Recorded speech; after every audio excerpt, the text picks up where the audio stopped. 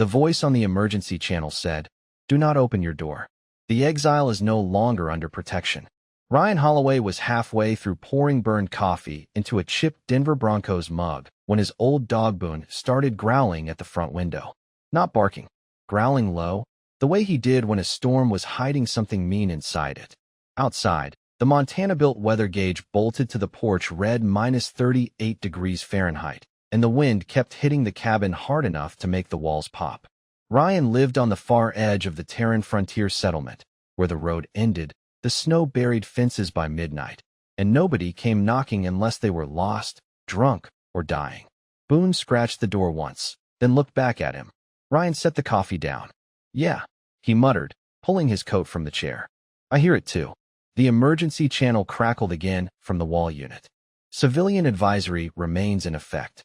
Do not assist the Aurelian exile. This is an internal royal matter. Ryan stopped with his hand on the deadbolt. Internal royal matter.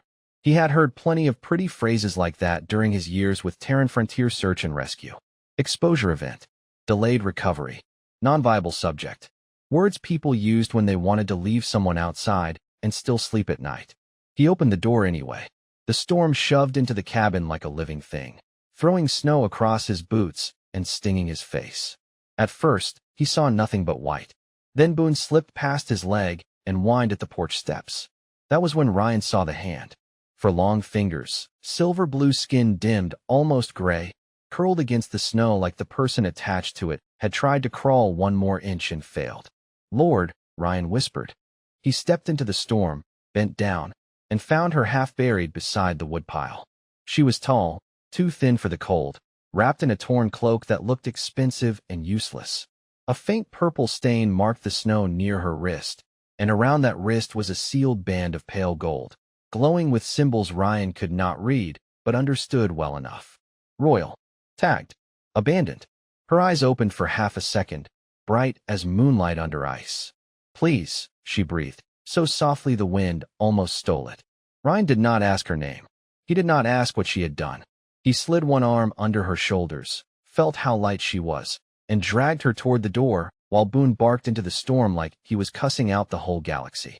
Behind them, somewhere beyond the tree line, blue lights flickered and vanished. Somebody had left her here on purpose. Somebody was watching to make sure the cold finished the job. Ryan kicked the door shut, threw the deadbolt, and lowered her onto the braided rug in front of the stove. Her skin barely gave off any light now. He stripped off his gloves, pressed 2 fingers gently to the side of her neck, and found a pulse so weak it scared him more than he wanted to admit. For one sharp second, he was back in a rescue sled outside Butte, holding a college kid who had gone quiet before the medevac arrived. Too late. He hated those 2 words. Ryan reached for the emergency blankets, his hands moving from old training before his thoughts could catch up. "Not tonight," he said, more to himself than to her. "Not on my porch." The wall unit hissed again. Any Terran citizen found sheltering the exile may be charged with unlawful interference. Ryan looked at the speaker, then at the woman trembling on his floor, then at Boone standing guard beside her like a grizzled little deputy. He pulled the cord from the wall, killing the broadcast mid-sentence. The cabin dropped into the honest sounds of wind, fire, and someone still breathing. Ryan knelt beside her, tucked the foil blanket under her chin, and said, "You picked a bad night to die outside." The first thing Valyra smelled was burned coffee, wood smoke, and something salty warming in a dented pot on the stove. For one confused second, she thought she had died and been sent to some small, poorly heated afterlife with ugly curtains and a snoring animal. Then pain returned to her fingers, sharp and prickling, and she realized she was alive. She opened her eyes slowly. The ceiling above her was low, crossed with rough wooden beams.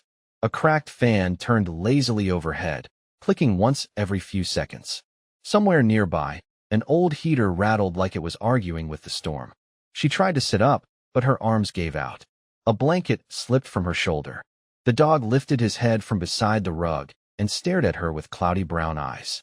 "Easy," Ryan said from across the room. He was standing at the sink, sleeves rolled up, rinsing a thermometer under warm water. "You move too fast, you pass out. Then I have to pick you up again, and I already did my deadlift for the week." Valyra stared at him. Human humor did not translate cleanly, but his voice carried no threat. That made no sense. She looked toward the windows.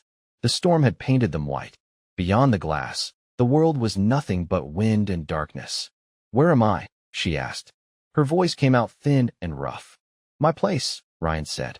"Edge of Miller's Crossing settlement. Terran registered property. About 7 miles from the main road, which is currently buried under enough snow to make a snowplow cry." He brought over a mug of warm water and set it near her hand, not forcing it on her. Small sips. She looked at the mug, then at him. "You know what I am." Ryan glanced at the gold band around her wrist. "I know somebody important wanted you outside." Her face tightened. "Then you should send me back." "No." The answer was so plain that she did not understand it at first. No ceremony. No calculation. Just no.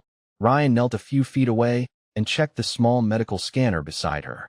Its screen flashed numbers in green and amber. "Your temperature is coming up. Still bad, but better than when Boone found you." The dog thumped his tail once at the sound of his name. Veolyra touched the blanket around her shoulders. It was thick, worn, and smelled faintly of laundry soap. "Why?" she asked. "Why would you do this?" Ryan stood and stirred the pot on the stove. "Because you were freezing." "That is not a political answer. I am not a political guy." He poured soup into a chipped bowl and carried it over. "Tomato. From a can. Not fancy, but it is hot." She watched him set the bowl down. In the palace, food arrived on silver trays, announced by servants who never looked her in the eye. Here, a tired human in wool socks and a faded rescue service sweatshirt handed her canned soup like it was the most normal thing in the universe. She lifted the spoon with trembling fingers. "You do not know my crime." Ryan leaned back against the couch, arms folded, tired eyes on the dark windows. "Where I come from, we do not let the weather carry out sentences." She looked down at the soup. Steam curled against her face, warm and gentle. For the first time since the guards had marched her beyond the settlement line, Veolyra felt something worse than fear. She felt kindness, and she did not know what to do with it. The wall where the emergency unit had gone silent suddenly flickered with blue light from outside. Boone rose before Ryan did, a low growl rolling through the cabin. Veolyra turned toward the window. Through the snow, 3 Aurelian patrol lamps appeared between the trees, moving slowly toward the house. Ryan picked up his coffee, took one calm sip, and sighed. "Well," he said, setting the mug down. "Looks like your ride came back for the wrong reason." The patrol lamps stopped 30 yards from the porch, 3 blue circles trembling in the whiteout like cold eyes. Ryan did not move for the door right away.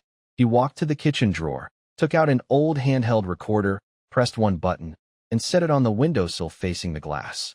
Veolyra noticed the calmness in that small action more than she noticed the storm. He was not rushing. He was not praying. He was making a record. Outside, a sharp tone pulsed through the air, and a voice rolled through the cabin walls, polished and cruel in the way only official voices could be. "Terran resident, open this structure.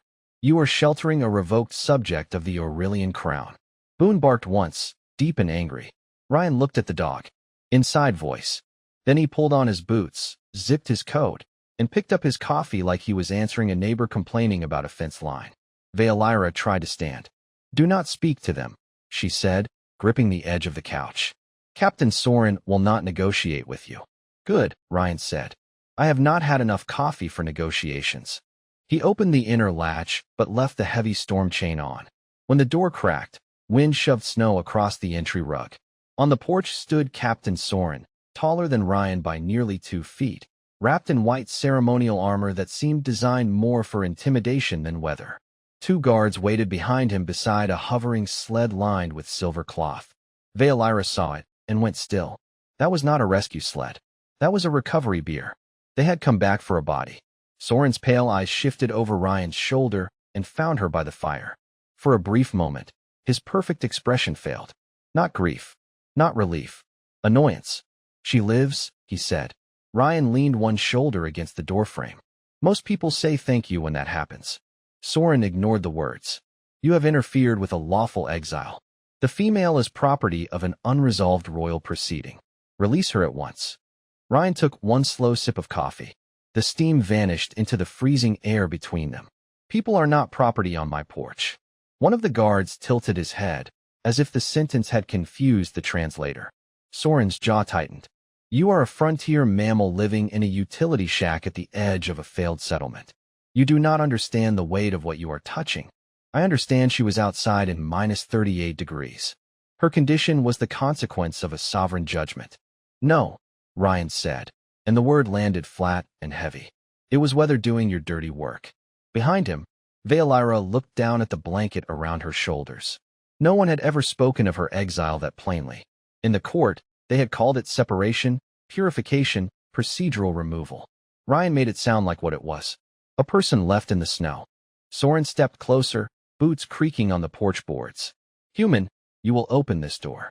Ryan glanced up at the small black camera mounted under the porch light, then back at him. You sure you want this recorded? For the first time, Soren looked at the camera. A tiny red light blinked above the lens. Ryan let the silence stretch just long enough to become uncomfortable. Then Soren smiled, thin and cold. Primitive devices do not frighten the crown. Ryan nodded once. Funny.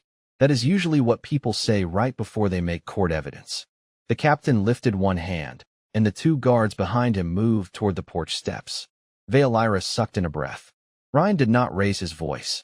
He did not reach for a weapon. He simply shut the door, slid the deadbolt home, dropped the steel bar across the frame, and turned toward the old control panel beside the coat rack. One by one, metal shutters began rolling down over the windows. The little cabin groaned awake around them, not like a home anymore, but like something built to survive long after polite society had given up. Ryan looked at Veilira, his face tired but steady. Soup is going to get cold, he said.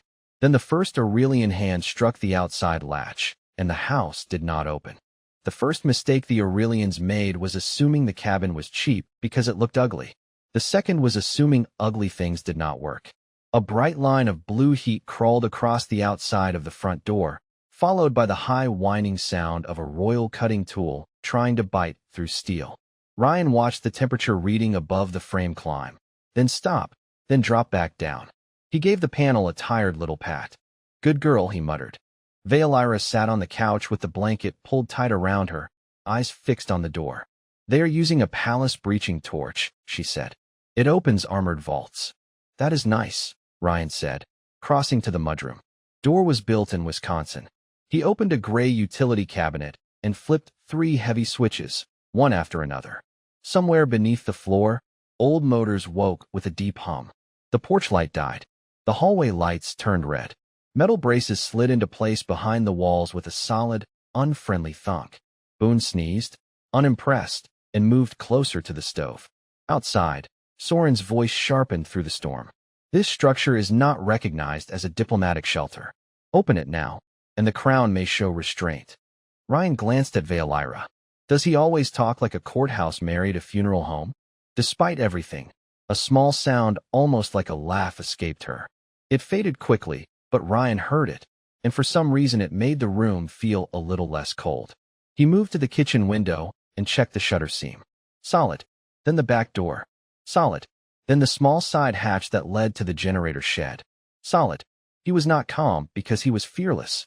His pulse was hammering under his jaw, and his bad right knee had started aching, the way it always did before a storm got worse. His hands wanted to shake, so he kept giving them jobs. Latch. Switch. Gauge. Lock. He knew that rhythm. Search and rescue had taught him the trick years ago.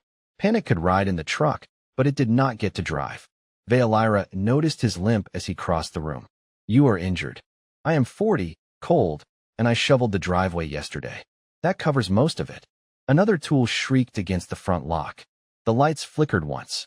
Ryan looked up at the ceiling like a disappointed homeowner listening to a bad plumbing noise. Now that is rude. He opened a lower drawer and pulled out a battered tablet with a cracked corner. Unlike the sleek Aurelian devices Veilira had grown up with, this one looked thick enough to stop a thrown wrench. Ryan tapped the screen until a grainy security feed appeared. 3 guards stood outside the front porch, their polished armor rimmed with frost. Behind them hovered the silver recovery sled, still waiting. That bothered Ryan more than the cutting tools. They had brought the box before they brought the questions. They never meant to take you home breathing, he said quietly. Veilira looked away. No, the word was small, but it carried a palace worth of shame. Ryan set the tablet on the table and walked to the stove. He stirred the soup once, because doing normal things in abnormal moments had always helped him keep his head.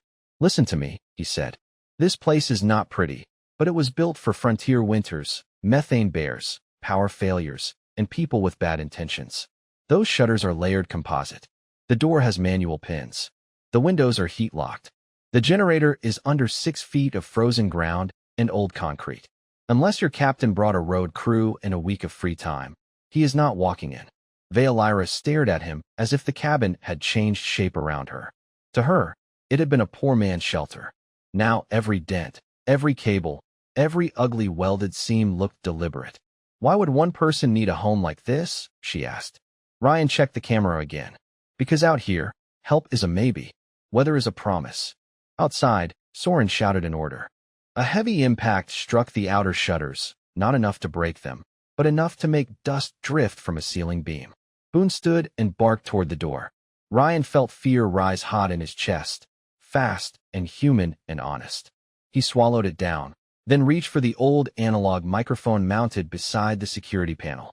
His thumb clicked the switch. "Captain Soren," he said, voice steady enough that even he almost believed it. "You are damaging private Terran property during an active emergency shelter event. I am asking once, politely, to step off my porch." The answer came back cold. "You are alone, human." Ryan looked at Veilira, at Boone, at the recorder blinking red on the sill, and at the storm beating against the walls. Then he leaned closer to the microphone. "No," he said. "I am home." Ryan kept the microphone on for 3 more seconds after Soren went silent, then released the switch and let the cabin breathe. The only sounds left were the wind shoving snow against the shutters, the low growl of the generator under the floor, and the soft clink of Veilira setting her spoon down with hands that still would not stay steady. "He will not stop," she said. Ryan looked at the security feed. Soren had stepped back from the porch and was speaking to one of his guards, too far for the old recorder to catch clearly. The recovery sled hovered behind them like an insult wrapped in silver. "People like that usually do not," Ryan said. "They keep pushing until somebody calls it tradition." Veilira stared at him for a long moment, then lowered her eyes to the gold band around her wrist. The symbols pulsed faintly under the cabin lights. "I was not exiled for treason." Ryan did not answer right away. He crossed to the stove, turned the burner lower, and poured hot water into a second mug. He set it beside her, then sat in the old chair across from the couch. Not too close, not far enough to make her feel alone again. "All right," he said. "Then tell me what they are trying so hard to bury." Veilira wrapped both hands around the mug, borrowing warmth from it. "My full name is Veilira Thorn, third daughter of the Aurelian crown. My mother is dying. The Regency Council has ruled in her voice for 7 months." Ryan kept his face still, but the words landed heavier than he expected. "Princess, of course. The kind of trouble that arrived with titles, guards, and people willing to let a storm do their paperwork. The council signed a mineral lease with Karen Mining Combine," she continued. "Officially, it was a development agreement. New jobs, new transit lines, better medicine for the outer colonies. That is what they told the court." "And unofficially?" Ryan asked. Veilira looked toward the dark window, where blue light flickered through the cracks around the shutter. "They sold the colonies. Not land. People. Debt contracts, labor quotas, relocation waivers, medical exemptions stripped away. Families would be moved by force and called volunteers in the public record." Ryan felt his jaw tighten. He had heard enough human versions of that same lie to understand it. A contract written cleanly could still ruin lives dirty. "You had proof." She nodded and touched the skin just below her wristband. A tiny point of violet light glimmered under the surface. "The archive key is implanted here. Transfer records. Names. Payments. The Regent's seal. Soren's orders." Her voice faltered, not from weakness this time, but from the weight of saying it out loud. "I plan to speak at the Winter Court. They arrested my attendants before sunrise. Then they declared me unstable, revoked my protection, and used an old exile law from before we had starships." Ryan leaned back slowly. "Let me guess. Nobody kills the princess. The weather just happens to take her." Veilira closed her eyes. "Yes." For a while, Ryan said nothing. Outside, something tapped against the shutter, maybe ice, maybe a guard testing seams. Inside, the cabin felt smaller than before. A woman who had been raised under marble ceilings now sat barefoot under his grandmother's quilt, carrying enough evidence to shake a royal house. Ryan rubbed a hand over his mouth and looked at the floorboards. He was not a soldier anymore. He was not a marshal. He was a tired man with a stubborn dog, bad coffee, a cabin that needed roof work, and a past full of people he had not reached in time. He wanted, for one selfish second, for this to be somebody else's problem. Then Veolyra said quietly, "If you give me to them, I will not blame you." Ryan looked up. She meant it. That made it worse. He stood, walked to the mudroom, and opened a locked metal case beneath a stack of winter boots. Inside was an old Terran frontier beacon, orange paint scratched, antenna bent, still sealed under emergency authority. He carried it back to the table and wiped dust from the screen with his sleeve. Veolyra watched him as if he had pulled a weapon from the dark, but Ryan only pressed the battery check and waited for the green light. "Do you still have the evidence?" he asked. "Yes." Ryan nodded, calm in the way people get when the choice has already been made. "Then we make sure you do not disappear quietly." Outside, Soren's voice returned through the speaker, colder than the storm. "Last warning, human." Ryan looked at the beacon, then at Veolyra. "Funny," he said. "I was about to say the same thing." Ryan did not press the beacon right away. He held it in both hands and stared at the green light like it had asked him a question he was not ready to answer. Outside, Soren repeated the warning through a loudspeaker, each word polished smooth by power. "This shelter will be entered. The exile will be reclaimed. The human resident will be judged for obstruction." Veolyra pushed herself upright, still wrapped in the quilt. "Ryan, listen to me. He is not bluffing." "I figured." "Then let me go out." His eyes moved to her, slow and sharp. "No. You have done more than anyone had the right to ask." Her voice shook, but she kept going. "You pulled me from the snow. You gave me warmth. You gave me time. That is enough." Ryan looked toward the shuttered windows. A thin line of frost had formed along the inside edge where the cold pressed hardest. He could hear the guards moving on the porch, boots scraping, tools clicking, voices low and certain. He knew men like that, even when they were not men at all. Men who hid behind orders because orders made cruelty feel clean. His thumb rested on the beacon switch. "Enough for who?" Veolyra did not answer. Ryan gave a short, humorless breath. "That is the problem with enough. People in warm rooms get to decide it for people freezing outside." He set the beacon on the table, then walked to the kitchen and braced both hands on the counter. For a moment, the calm left his face. Not all at once. Just enough for Veolyra to see the man underneath it. Tired. Frightened. Angry in a way he was trying hard to keep useful. "I am not some hero," he said quietly. "I need you to understand that. I am a guy with a cabin payment, a bad knee, and a dog who eats better than I do. I left search and rescue because I got tired of arriving 5 minutes too late and pretending that did not follow me home." Boone, as if insulted by the dog comment, lifted his head from the rug. Ryan looked at him. "Not now, buddy." Veolyra watched Ryan turn back from the counter. The red emergency lights made the room look smaller, warmer, painfully human. The dented refrigerator hummed. A stack of unpaid utility notices sat under a magnet shaped like Wyoming. A pair of wet gloves dripped onto the floor by the stove. None of it belonged in a royal crisis. And somehow, all of it mattered more than any palace chamber she had ever stood in. "My former wife used to say I could run into a storm for strangers and still not know how to come home for dinner," Ryan said. He tried to smile, but it did not make it far. She was not wrong. Veolyra lowered her gaze. "I am sorry. Do not be. She is doing fine. Remarried a dentist in Boise. Sends a Christmas card every year. Kids have matching sweaters. Whole thing is terrifying." The smallest smile touched Veolyra's mouth, then vanished when another impact shook the front shutter. Ryan looked toward it and spoke more firmly. "Point is, I am scared. I do not want to die for alien politics. I do not even like regular politics. Last town meeting, people yelled for 40 minutes about parking near the bait shop." He picked up the beacon again. "But this is not politics anymore." Veolyra swallowed. "Then what is it?" Ryan met her eyes. "Emergency services." Outside, Soren's voice cut through the storm again. "Final order. Open the door." Ryan thumbed the microphone beside the panel. "Captain, I am not dying for politics. I am calling emergency services." Soren answered with a cold laugh. "No one is coming for you." Ryan looked at the old beacon in his hand, at the scratched orange paint, at the stamped Terran Frontier seal worn almost smooth from years in rescue trucks and snow shelters. His fear was still there. It did not leave. It just moved aside. He flipped open the safety cover. That is what the snow always thinks too. Then he pressed the switch, and the beacon began to scream into the storm. The sound was not loud inside the cabin, just a thin rising tone from the orange box on the table, but every device in the room seemed to notice it. The cracked tablet flashed from local security mode to emergency authority. The dead wall unit Ryan had unplugged blinked back to life on battery reserve.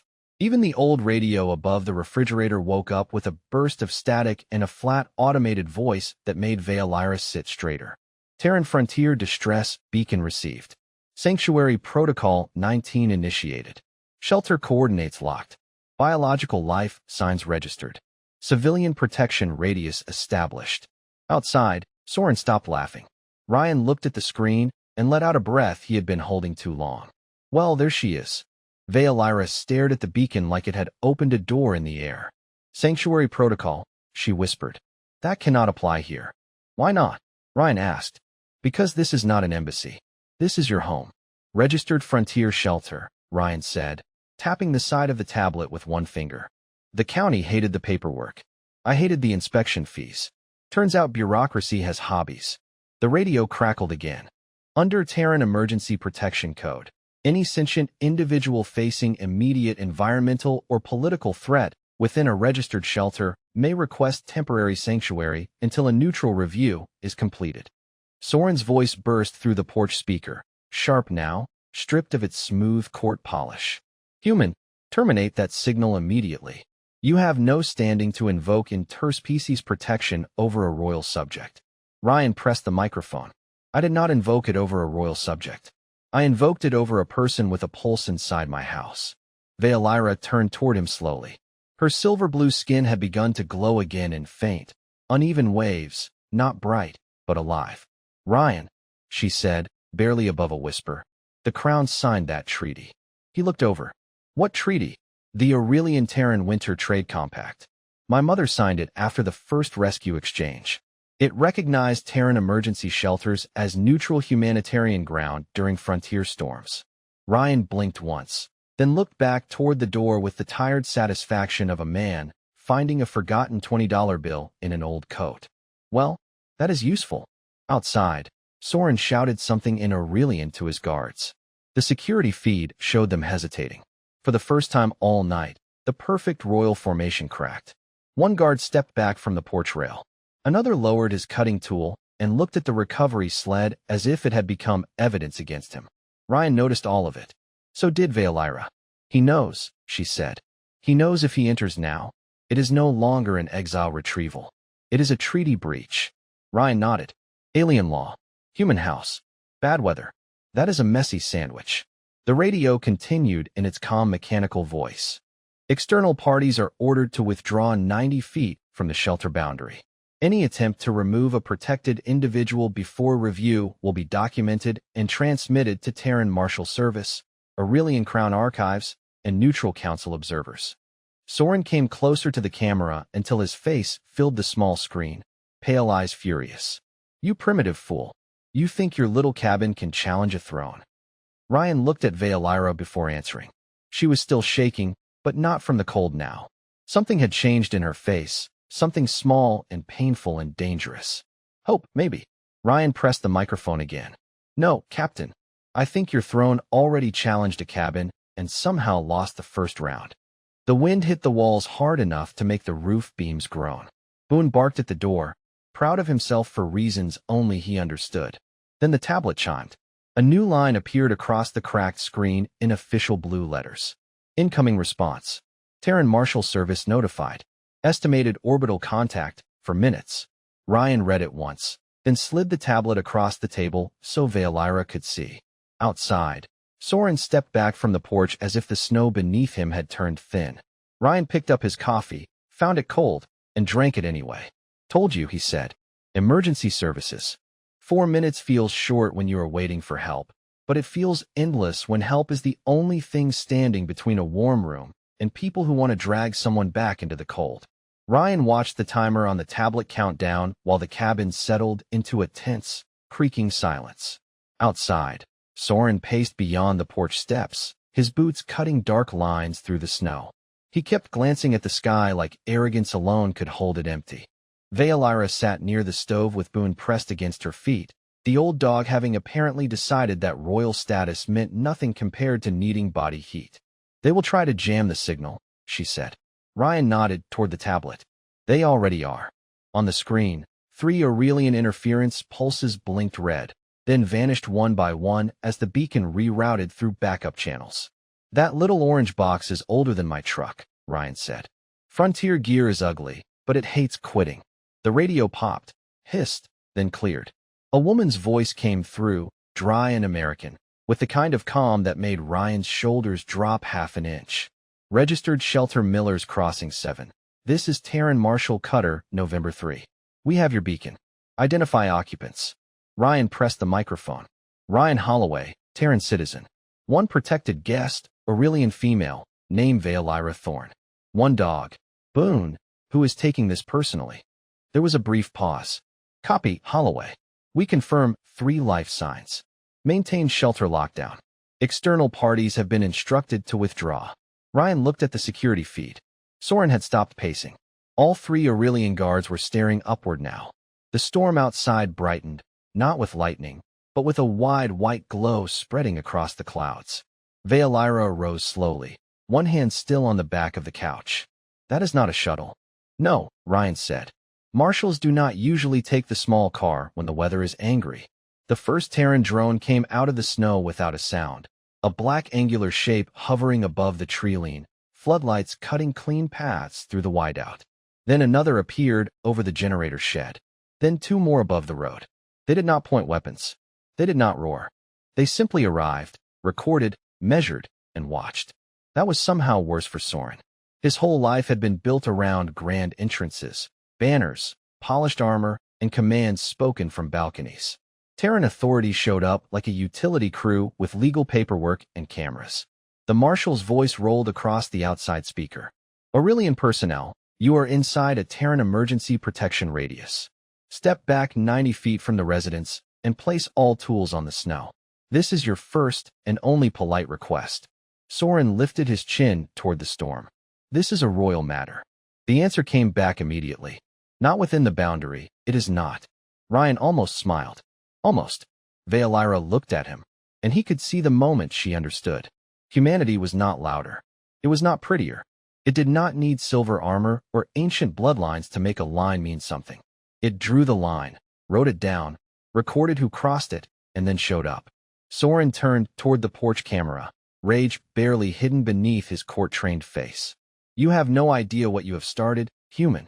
Ryan pressed the microphone, his voice low and steady. "Captain, I have been recording since you called a freezing woman property." The words hung there. On the security feed, one of Soren's own guards looked at him. Not at Ryan. At him. That tiny turn of the head was the first real crack in the night. The tablet chimed again. New files uploading. Local recording. Shelter logs. Environmental readings. External audio. Veilira's archive key pulsed under her skin, bright violet now. She stepped closer to the table. "Can your marshals transmit evidence to neutral observers?" Ryan looked over. "Ma'am, we are Americans. We can turn a grocery receipt into a federal case if somebody gives us enough coffee." For the first time, Veilira truly smiled. Outside, the clouds opened with a deep, steady hum, and the dark shape of the Terran cutter descended through the storm, lights washing over the little cabin, the frozen porch, the silver recovery sled, and Captain Soren standing beside it with nowhere left to hide. The Terran cutter settled above the road with the patient weight of something that did not need to prove itself. Snow whipped sideways under its landing lights, turning the whole clearing white and gold. For a moment, no one moved. Not Soren, not his guards, not even Boone, who stood beside Veilira with his ears up and his gray muzzle lifted like he had personally summoned the ship. Then the marshal's voice came over every speaker at once. "Captain Soren of the Aurelian Crown Guard, you are ordered to step away from the residence. Your tools are down. Your hands are visible. Your words are still being recorded." Soren looked smaller in that light. Not weak, exactly. just less enormous than he had seemed when he stood on Ryan's porch telling a freezing woman she belonged to the crown. One of his guards lowered a cutting tool into the snow. The second followed. The third looked at Vaelira through the cabin camera and bowed his head, not deeply, but enough. Soren saw it and stiffened. "Traitors," he hissed. Ryan pressed the microphone. "Careful, Captain. That word has had a rough night." Vaelira stepped to the table and placed her trembling wrist over the beacon scanner. The violet point beneath her skin brightened, then spilled into the tablet as lines of sealed data, signatures, payments, relocation orders, private messages, and royal stamps. The cabin filled with quiet electronic chimes as each file copied to the Marshal Service, then to Neutral Council observers, then to the Aurelian Crown Archives under Emergency Treaty Authority. Somewhere far beyond the storm, marble halls were waking up to the truth. Ryan watched the upload bar crawl forward and felt no triumph. Mostly he felt tired. Tired enough to notice the cracked mug on the counter, the scorch mark on the door, the soup skinning over in the pot, and the way Vaelira held herself like a person waiting for the floor to vanish. When the transfer reached 100%, the radio spoke again. Evidence received. Neutral review opened. Royal protection status restored, pending inquiry. Princess Vaelira Thorne is no longer classified as revoked. Vaelira closed her eyes. She did not cheer. She just breathed in, slow and careful, like breathing had become something she was allowed to keep. Outside, Soren stood beside the silver recovery sled, surrounded by falling snow and the full, merciless attention of Terran cameras.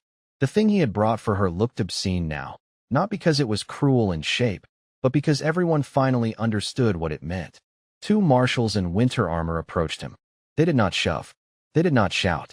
They simply read the charges in plain English and Aurelian, the way people do when the law has stopped being decoration. Vaelira looked at Ryan. "You saved my life." Ryan shook his head. "Boone found you. I opened the door. Let us not make me sound more organized than I am." She smiled, but there were tears in her eyes now, bright and silver. "In my world, doors are opened by servants and closed by power." Ryan looked toward the front door, bent in its frame, but still standing. "Here too, sometimes." He glanced at the storm beyond the shutter seam. "But every now and then, somebody remembers a door can be more than a way in. It can be a line." By morning, the storm had passed. The sky over Miller's Crossing was pale blue, the kind of cold, clear blue that makes every sound carry for miles. The marshals had gone. Soren was gone. The recovery sled was gone. The porch was a mess. The door was ruined, and the heater had developed a new rattle that sounded expensive. Vaelira stood inside the cabin, wearing Ryan's spare flannel over her torn court clothes. Holding a fresh mug of coffee, she clearly hated but refused to insult. A marshal on the radio asked if Ryan wanted to file a diplomatic property claim. Ryan looked at the blackened door, the scratched floor, the dented beacon, and Boone sleeping with his head on Vaelira's boot. "Send me a new door," he said. "We will call it even."